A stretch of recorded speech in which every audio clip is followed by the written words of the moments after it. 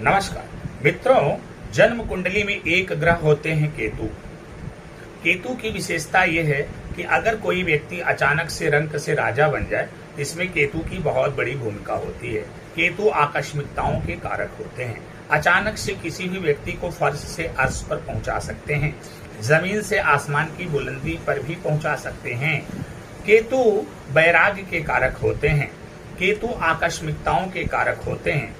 केतु अगर देने पे आ जाएं तो रंक से राजा बनाने में समय नहीं लगता है। वही केतु राहु जितने बुरे ग्रह माने गए हैं, राहु जितने अशुभ ग्रह माने गए हैं, केतु को उतना ही शुभ और अच्छा ग्रह माना गया है। परंतु जन्म कुंडली में राहु के ठीक सामने होने के कारण केतु के अंदर भी कुछ बुराई आ ही जाती है।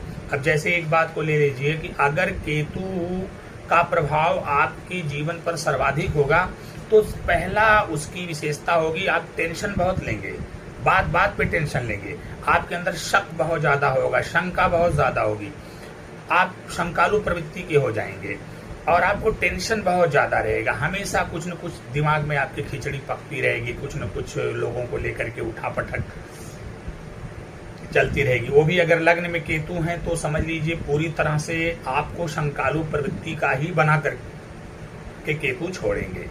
आप अनावश्यक रूप से दूसरों पर शक करते हैं, संदेह करते हैं, टेंशन लेते हैं, अपना भी परेशान रहते हैं, खामखा दूसरे लोगों को भी परेशान करते हैं। वहीं पर अगर केतु की महादशा चल रही है तब तो पूछिए ही मत, बहुत बुरी तरह से आपको टेंशन देंगे। आपके सर पे चोट भी लग सकती है, भयानक गंभीर चोट लग सकती है, आपको दिक्कत परेशानी समस्या का सामना करना पड़ सकता है।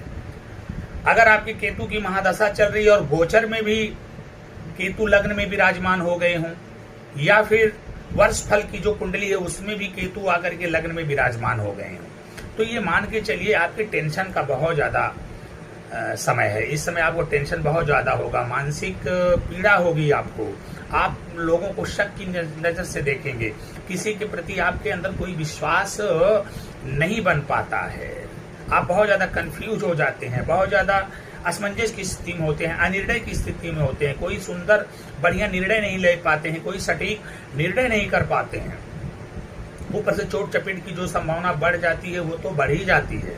लोगों के प्रति आपके अंदर कोई लगाव नहीं रह जाता है, लोगों से आपकी दूरी बढ़ने लगती है, दुराव बढ़ने लगता है। हाँ, यहाँ पर एक केतु को मैं थोड़ा सा अच्छा भी मानता हूँ, इसलिए केतु को यहाँ पर थोड़ा सा अच्छा मानूंगा कि जन्म कुंडली में केतु ही एकमात्र ऐसे ग्रह होते हैं जो हमें ये बता देते हैं कि कौन अपना है कौन पराया है।